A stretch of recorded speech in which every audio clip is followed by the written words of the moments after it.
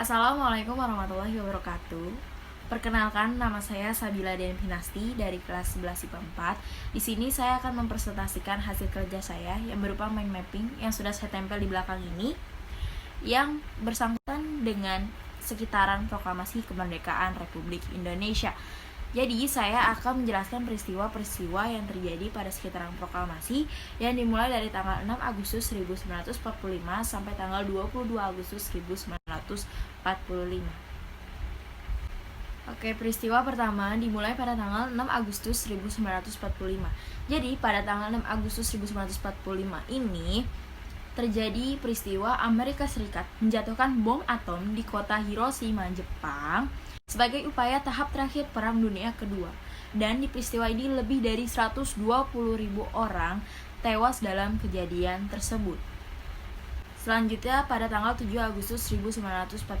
Jadi pada tanggal 7 Agustus 1945 ini, Badan Penyelidik Usaha Persiapan Kemerdekaan Indonesia atau yang kita kenal dengan BPUPKI dalam bahasa Jepangnya yaitu Dokuritsu Junbito Sakai, itu digantikan oleh Panitia Persiapan Kemerdekaan Indonesia atau yang disebut PPKI, yang dalam bahasa Jepangnya itu Dokuritsu Junbi Inkai, yang bertugas mempersiapkan kemerdekaan Indonesia. Selanjutnya, peristiwa pada tanggal 9 Agustus 1945. Jadi, pada tanggal 9 Agustus ini, Sekutu menjatuhkan bom atom atau Little Boy kedua di kota Nagasaki, Jepang, yang menyebabkan 70.000 orang tewas dan puluhan ribu orang cedera. Dan pada tanggal 9 Agustus 1945 ini pula, Presiden Soekarno-Hatta dan mantan Ketua BPUPKI Dr. Rajiman Weddiodiningrat terbang ke Dalat, Vietnam. Pada tanggal 10 Agustus 1945, di sini Sultan Syahrir mendengar kabar berita dari Radio British Broadcasting Corporation atau yang disingkat dengan BBC tentang kemungkinan Jepang akan menyerah kepada Sekutu. Para pejuang bawah tanah bersiap-siap untuk melakukan proklamasi kemerdekaan Republik Indonesia dan menolak kemerdekaan ini adalah sebagai hadiah dari Jepang.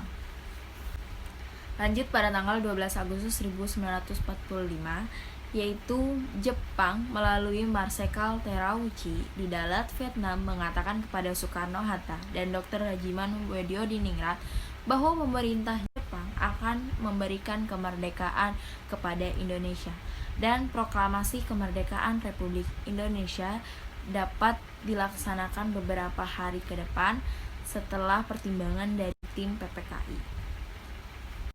Kita lanjut kepada tanggal 15 Agustus 1945. Nah, di sini Jepang akhirnya menyerah secara resmi kepada Sekutu. Lalu, di tanggal ini pula pada malam harinya, golongan muda yang dipimpin oleh Chairul Saleh menggelar rapat di Laboratorium Mikrologi Pegagasan Timur Jakarta untuk membicarakan tentang pelaksanaan proklamasi kemerdekaan Republik Indonesia. Dengan menyerahnya Jepang kepada Sekutu, situasi telah berubah. Jepang tidak lagi memerintah Indonesia, tetapi hanya berfungsi sebagai penjaga status quo, yakni menjaga situasi dan kondisi seperti pada masa perang dan melarang adanya perubahan-perubahan di Indonesia. Pada tanggal 16 Agustus 1945 terjadi peristiwa Rengas Dengklok. Nah, apa sih yang dimaksud dengan peristiwa Rengas Dengklok tersebut? Jadi, peristiwa Rengas Dengklok itu adalah penculikan yang dilakukan oleh golongan muda dari perkumpulan Menteng 31 terhadap Presiden Soekarno dan Hatta. Penculikan ini terjadi pada pukul 3.00 waktu Indonesia bagian Barat. Mereka menculik Presiden Soekarno-Hatta dan dibawanya ke Rengas Dengklok, Karawang untuk didesak agar mempercepat proklamasi kemerdekaan Republik Indonesia. Sampai akhirnya terjadi kesepakatan antara golongan tua yang diwakili oleh Presiden Soekarno-Hatta serta Mr. Ahmad Subarjo dengan golongan muda tentang kapan akan dilaksanakannya proklamasi kemerdekaan Republik Indonesia tersebut. Lanjut, setelah kejadian tersebut, akhirnya mereka meyakini bahwa situasi telah memungkinkan mereka untuk memproklamasikan kemerdekaan Republik Indonesia. Jadi, Pada malam harinya, Presiden Soekarno-Hatta dan anggota PPKI lainnya menggelar rapat di rumah Laksamana Maeda untuk membicarakan teks proklamasi. Dan naskah proklamasi tersebut diketik oleh Sayuti Melik. Lalu keesokan harinya, tepat pada tanggal 17 Agustus 1945 atau yang kita kenal dengan Hari Kemerdekaan Republik Indonesia, terjadilah pembacaan teks proklamasi bertempat di Rumah Soekarno, Jalan Penggagasan Timur nomor 56, Jakarta. Pembacaan teks proklamasi dibacakan oleh Presiden Soekarno dan didampingi oleh Dr. Andes Muhammad Hatta. Berlanjut dengan pengibaran sangsaka merah putih yang dijahit oleh istri Soekarno, yaitu Fatmawati. Ada 3 tokoh penting yang mengibarkan bendera merah putih, yaitu Latif Hendradiningrat, yang kedua S. Suhut, dan yang ketiga itu Trimukti. Pengibaran sangsaka merah putih ini sebagai pertanda bahwa Indonesia telah merdeka.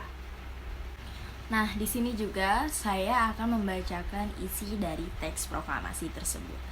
Jadi, isi teks proklamasi tersebut berbunyi, "Kami, bangsa Indonesia, dengan ini menyatakan kemerdekaan Republik Indonesia. Hal-hal yang mengenai pemindahan kekuasaan dan lain-lain diselenggarakan dengan cara seksama dan dalam tempo yang sesingkat-singkatnya. 17 Agustus 1945 atas nama bangsa Indonesia, Soekarno-Hatta." Lanjut kita ke tanggal setelah hari kemerdekaan yang dimulai dari tanggal 18 Agustus 1945. Pada tanggal ini kita peringati sebagai Hari Konstitusi. Di tanggal 18 Agustus 1945 ini, PPKI melakukan sidang pertamanya setelah dibentuk.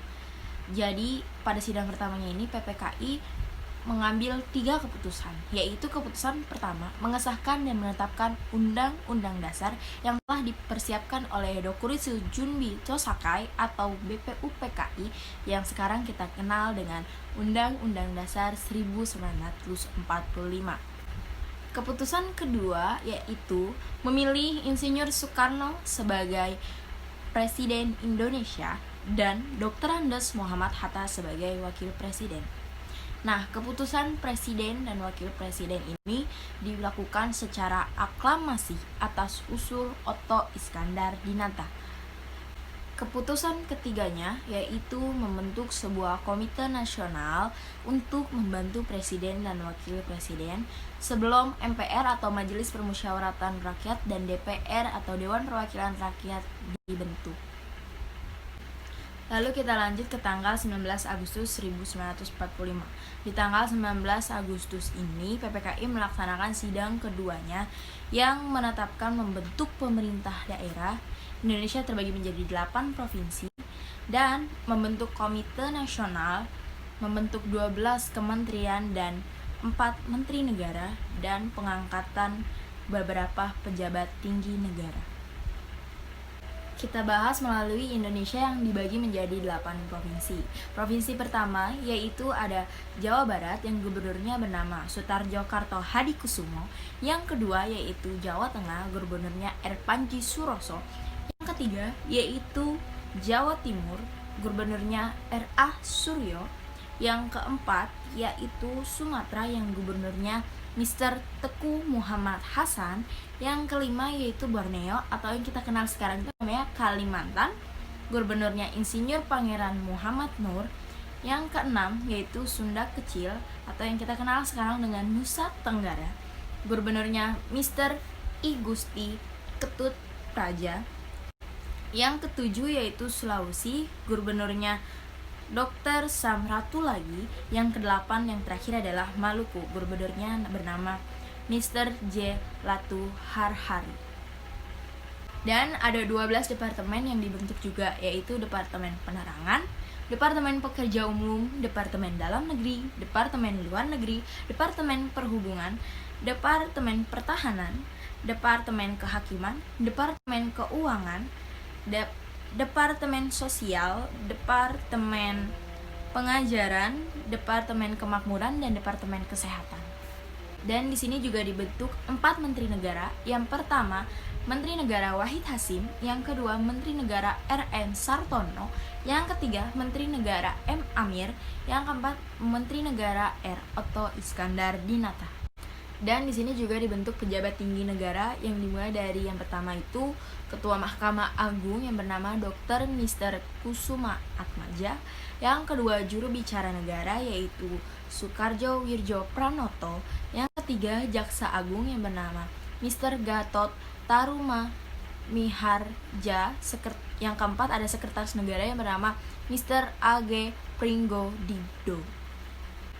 Selanjutnya kita masuk ke tanggal 20 Agustus 1945, di mana di sini terjadi peristiwa pemancar berita atau domei disegel oleh Jepang dan para pegawainya dilarang masuk. Nah, selanjutnya kita ke pembahasan terakhir kita, yaitu terjadi pada tanggal 22 Agustus 1945. Jadi, pada tanggal 22 Agustus ini, PPKI melaksanakan sidang ketiganya yang menghasilkan isi yaitu yang pertama, melakukan pembentukan Komite Nasional Indonesia, yang kedua, melakukan pembentukan Badan Keamanan Rakyat atau yang disingkat dengan BKR, dan yang ketiga, melakukan pembentukan Partai Nasional Indonesia. Nah, oke, akhirnya selesai juga pembahasan tentang sekitaran proklamasi yang dimulai dari tanggal 6 Agustus 1945 sampai tanggal 22 Agustus 1945. Jadi cukup sekian pembahasan dari saya, kurang lebihnya mohon dimaafkan. Wassalamualaikum warahmatullahi wabarakatuh.